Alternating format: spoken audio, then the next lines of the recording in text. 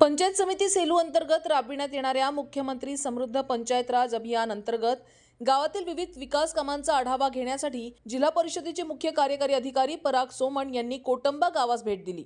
कोटंबा गावातील जिल्हा परिषद प्राथमिक शाळेत त्यांचे आगमन होताच सर्व लोकप्रतिनिधी, शिक्षक वर्ग, महिला, नागरिक, कर्मचारी व शाळेतील विद्यार्थ्यांनी पुष्पगुच्छ देऊन उत्स्फूर्त स्वागत केले।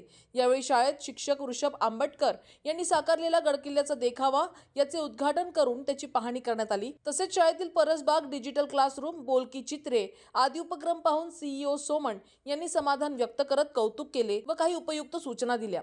त्यानंतर त्यांनी अंगणवाडी केंद्राला भेट देत चिमुकल्यांची हितगुज केले, अंगणवाडीतील परसबागेची पाहणी केली, तसेच मुलांसाठी तयार करण्यात आलेल्या आहाराची चव घेऊन त्याची प्रशंसा केली।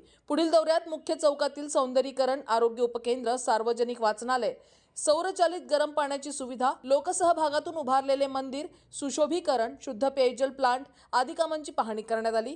त्यानंतर ग्रामपंचायतीस भेट देऊन प्रधानमंत्री आवास योजनेअंतर्गत पूर्ण झालेल्या घरकुलांचे तसेच लाभार्थ्यांना सोलर बसविण्याचे रजिस्ट्रेशनचे उद्घाटन सीईओ सोमण यांच्या हस्ते करण्यात आले।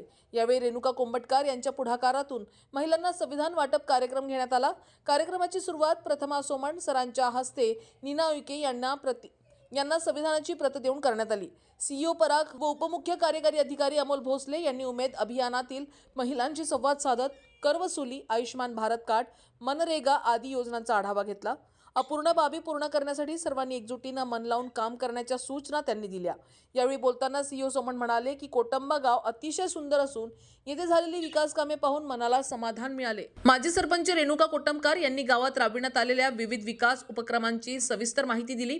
त्यांच्या हस्ते सीईओ पराग सोमण यांनी शॉल व श्रीफळ देऊन स्वागत करण्यात आले। यावेळी उपमुख्य कार्यकारी अधिकारी अमोल भोसले, गट विकास अधिकारी देवानंद पानबुडे, सहाय्यक बीडीओ रामचंद्र चोपडे, विस्तार अधिकारी कैलास बाधिया, प्रशासक प्रफुल्ल नंदनवार यांचेही ग्रामपंचायतीच्या वतीने स्वागत करण्यात आले।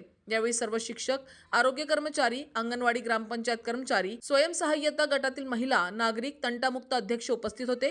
कार्यक्रमाचे प्रास्ताविक ग्रामविकास अधिकारी भगवान कंठाळे यांनी केले, तर आभार प्रदर्शन रेणुका कोटमकार यांनी केले।